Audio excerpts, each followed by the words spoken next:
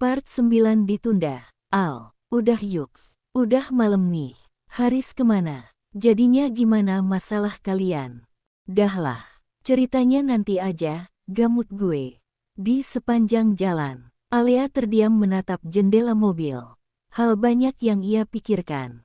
Ingin sekali ia bertahan, meski berulang kali Mas Haris menyakiti dengan batin dan perkataannya. Tapi ia terlanjur sayang, ia telah berjanji akan bertahan. Mas, apa tidak ada secuil pun perasaan untuk aku? Kenapa kamu memilih Irene? Apa karena dia terkenal? Jika aku bertahan, apa kamu menyetujuinya?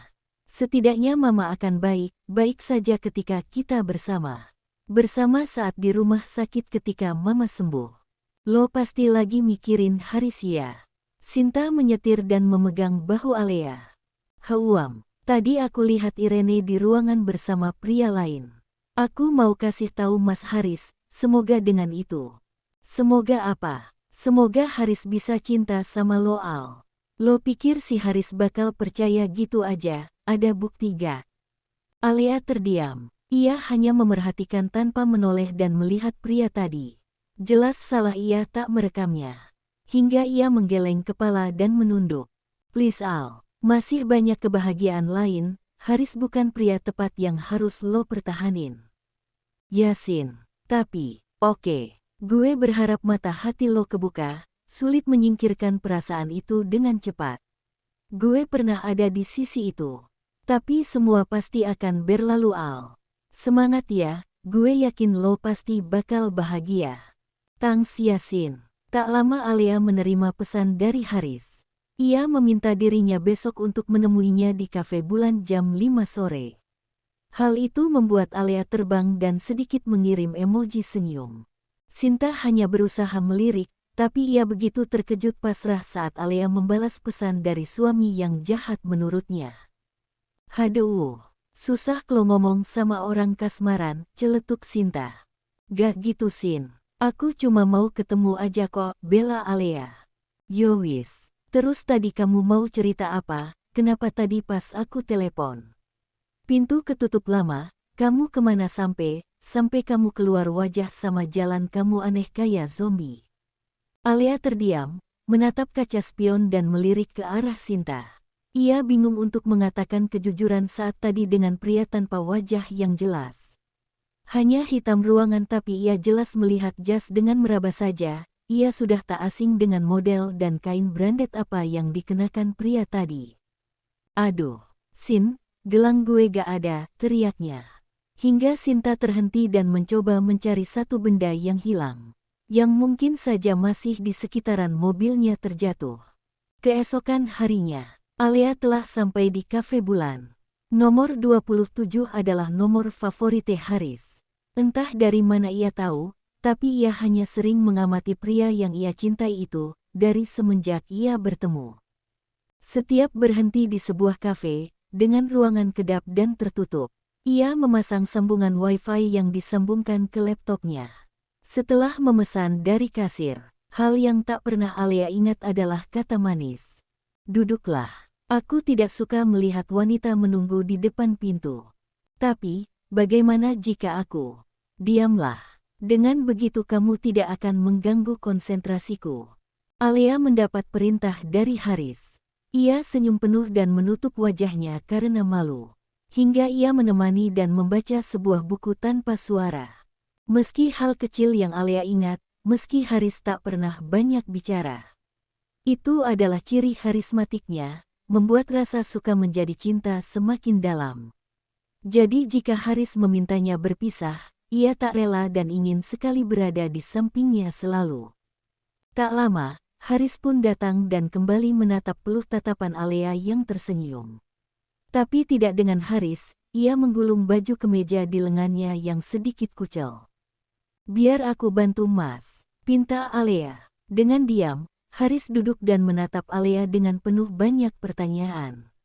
Hal itu disadari oleh Alia dengan tatapan Mas Haris yang menaikkan alis dengan sorot seperti biasa. Aku hanya ingin menjadi terbaik. Saat kamu meninggalkan aku Mas, setidaknya beri aku sebuah tanda, jika aku pernah dipedulikan. Apa, peduli. Al, apa kamu sadar dengan perkataanmu? Tanya Haris. Aku sadar. Dengan bersikap seperti ini, aku senang Mas Haris banyak bicara, banyak bertanya padaku. Apa aku kosong, dan tak ada sedikit pun di hati Mas? Tatap Alea. Haris terdiam, ia bingung untuk menjawab. Jika boleh dikatakan, Haris senang jika Alea ada menemaninya dengan santun selayaknya ia dihargai. Berbeda dengan Irene yang tak pernah hormat dan mencium tangan, sekedar menggulung baju lengan kemeja saja tidak, hal kecil yang dilakukan seorang istri. Sudahlah Alea, aku tidak punya banyak waktu, cepat apa yang kamu ingin sampaikan. Hingga aku harus meluangkan waktu, kamu tahu ini adalah hal terbodoh saya bertemu dan membagi waktu dengan hal sepele. Awas saja, jika yang kamu sampaikan saat ini tidak penting, ancam Haris. Mas, aku tidak tahu harus mulai di mana, tapi aku tidak tahu apa kamu akan percaya padaku. Yang jelas aku mengatakan dengan jujur Mas, karena aku tidak mungkin berbohong. Al, sudahlah, apa yang kamu mau bilang? Katakan dengan jelas dan intinya saja. Saya malas mendengar penjelasan. Mas, semalam, aku terdiam. It's okay. Ceritalah. Haris meminta Alea masuk dan berbicara dengan serius di dalam mobil. Aku pernah dengar, jika pertemuan kita adalah takdir. Pertemanan kita yang singkat pun takdir. Dan hidup bersama pun adalah takdir, tapi bisakan kamu memilih salah satunya? Jadi apa aku sanggup berlapang hati? Mas aku punya kamu, gimana kalau aku buat permintaan? Permintaan? Kamu seperti wanita picik Alea, kamu terlalu rakus. Mas, apapun perkataanmu, biar aku saja yang mencintaimu dengan dalam. Tapi izinkan aku tetap dekat padamu. Meski berteman, aku akan siap untuk ada saat kamu sepi. Meski harus sembunyi, tanya Haris dengan tertawa hal bodoh. Aku memang bodoh, tapi aku yang membuat hatiku terlalu dalam mencintaimu. Izinkan aku dekat dan melupakan kisah kita perlahan Mas. Haris yang tertawa kembali surut. Ia seolah tak suka jika Alea bicara ingin melupakannya, dengan tetap dekat bersama dan bertemu. Apa yang ada dalam pikiranmu Alea? Tanya Haris. Wajahnya sedikit dekat, hanya dalam hitungan centi. Alea menelan selaiva dan kembali bergetar menatap ranum Haris dan bicara. Aku ingin kita bersama. Sampai Mama sembuh dan pulih. Aku telah mendapat kabar, Mama akan sembuh dan banyak perubahan. Mendengar kata Mama, Haris merasa bersalah, harusnya ia tak mengabaikan ibu kandungnya. Demi Irene, ia harus membuang seorang ibu yang melahirkannya. Hanya karena tak menyetujui hubungannya dari dulu dengan Irene. Baiklah, aku antar kamu pulang. Tidak usah Mas, aku sudah pesan taksi. Terima kasih atas waktumu saat ini. Senyum Alea. Ada hal sesak yang bergetar. Haris menatap Alea yang membuka pintu mobil dan keluar dengan pamit begitu saja. Keputusan hakim mereka belum sah bercerai, tapi Alea tetap menyentuh tangannya dan pamit dengan senyuman. Maaf Alea, jika kamu bersikeras ingin tetap di sampingku, maka kamu harus siap sakit Alea, lirih Haris. Ia memutar mobil dan melaju setelah menatap Alea yang masuk ke dalam taksi lebih dulu. Hakim memutuskan sidang banding. Setiap pengacara meminta Haris dan Alea saling bertemu di ruang sidang. Hani, coba jelasin, kenapa kamu tidak jadi menceraikan Alea? Tanya Irene, di mansion Irene. Sayang, jangan marah. Aku sudah berusaha, tapi Alea memintaku hanya sekedar untuk bersama saat menjenguk Mama. Apa? Gak masuk di akal, apa kamu mulai jatuh cinta padanya? Tatap Irene, karena ia sempat menghampiri Alea dan menamparnya hingga jatuh, lalu pergi beberapa jam lalu. Yang benar saja, aku hanya kasihan, aku kira aku harus bersama. Lagi pula, kredit card ini perlu untuk membayar segala tagihan Mama. Tapi Hani, aku berangkat dulu ya, jangan pusingkan hal lain. Kita tidak butuh suster pribadi untuk merawat Mama. Aku hanya menunda, agar Alea bisa mengurus segala keperluan Mama dengan kartu itu. Aku titip ya. Titip. Irene bingung. Ya, Alea akan datang, tolong berikan. Memuah, Haris kecup kening Irene. Seperginya Haris dengan kendaraan jemputnya. Ia tak merasa senang jika satu kartu ini dipinjamkan untuk kebutuhan rumah sakit. Alhasil, ia menatap seisi ruangan rumah dengan senyum menggoda. Lebih baik aku pakai shopping. Berlian, Hermes, sandal. Oh, sepertinya ide bagus. Irene pun segera bersiap, lalu dengan gembiranya ia pergi begitu saja. Hal yang tak ingin ia lihat adalah keberadaan Alea dan segala hal tentang Alea. Di berbeda tempat, Alea sedang meeting bersama Pak Cio. Tatapan itu membuat Alea risih akan ia yang sedang duduk. Sehingga tatapan tajam penuh kecurigaan membuat Alea harus dan mengambil air minum di samping tangan kirinya. Sementara yang kanan masih memegang mouse dan menggerakkan kursor di layar laptopnya. Aduh, dia kenapa sih? Batin Alea melirik-lirik jika atasan barunya menatapnya terus. Atau memang saat ini, Alea terlalu merasa sedang diperhatikan. Cio pun telah membungkuk menatap layar monitor Alea. Ia telah bergeser posisi menuju meja karyawan. Alea yang tak sadar masih ingin mengambil air minum, tiba saja saat membalik. Ia terkejut seorang bos memperhatikannya sangat dekat. Wabab, Pak, saya terkejut. Ada apa ya Pak? Ini, tik-tik, mengetuk kaca layar laptop. Alea pun menatap bungkuk, ia kembali menoleh. Ingin sekali ia mengambil air, tapi sebuah lengan kokoh memegang kursi dari ujung meja kiri. Namun tangan kanan menunjuk seolah sedang mengcross-check file yang harus dibenarkan. Sehingga tubuh mungilnya terasa sedang dilingkari oleh tangan pria dengan jarak beberapa centi. Tatapan sebagian karyawan yang akan duduk di sampingnya. Seolah menatap sinis, lalu Alea semakin salah tingkah dan membungkuk agar malunya tak semakin parah. Ia mengejapkan matanya, masih mode mendengarkan sang atasan memprotes hasil file yang kurang lengkap. Alea menutup kedua telinganya. Tanpa sadar, Cio telah pergi dan beranjak ke meja lainnya. Salah satu karyawan, yang sering membicarakan hal tak masuk di akal. Hingga jelas Alea menatap Pak Cio melirik senyum miring ke arahnya, dengan tangannya masih mengetuk layar monitor karyawan lain bernama Sisiel. Baguslah.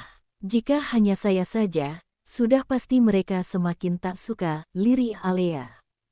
Menjelang sore, Alea tiba di kantor utama. Ya kantor sebelum dimutasi ke kantor sebelah, semasa kerjasama antara Bos Venzo dan Bos Cio. Ia bertemu Sinta dan telah menunggu di ruang resepsionis. Dengan senyuman, tawa pecah. Ia segera melambaikan tangan ketika Sinta terlihat. Hai. Lo udah lama nunggu gue, Al. Tanya Sinta, menutup kaitan tasnya. Bisa ya. Bisa juga enggak, senyum Alea. Ya dah, cabut yuks. Menatap jam di lingkaran tangannya.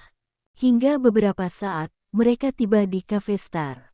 Telah lama mereka selalu quality time bersama, membicarakan dari hal kecil sampai peretelan yang sensitif. Sudah pasti Sinta jagonya. Alea hanya mengimbangi kegokilan Sinta. Silahkan, pesanannya semua sudah. Ada lagi tambahan nona? Tanya pelayan. Thanks. Sudah semua mbak, balas Alea. Sinta mengaduk-ngaduk jus sirsak yang tercampur lemon dan daun mint. Hal itu membuat ia menatap lirik berbeda.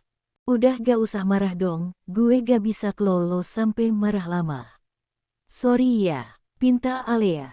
Yah. Meski gue larang, tetap aja nih. Lo lakuin kan Al. Gue mau tanya, sebenarnya apa sih yang mau lo pertahanin dari Haris? Sebenarnya, gue butuh formalitas aja Sin. Semenjak gue cinta mati sama Mas Haris tapi gue gak bersemangat buat mencintai seseorang, sakit. Gue takut terluka lagi Sin. Mas Haris jujur semenjak gue cinta mati sama Mas Haris tapi seiring waktu luka itu, hianati itu bakal sembuh, udah pasti dengan kita datang bersama. Kondisinya jauh lebih baik, jelasnya. Oh salut banget sih jadi lo. By the way, sorry gue belum jenguk lagi, gue denger. Mama Riris udah mulai gerakin sebagian anggota tubuh ya.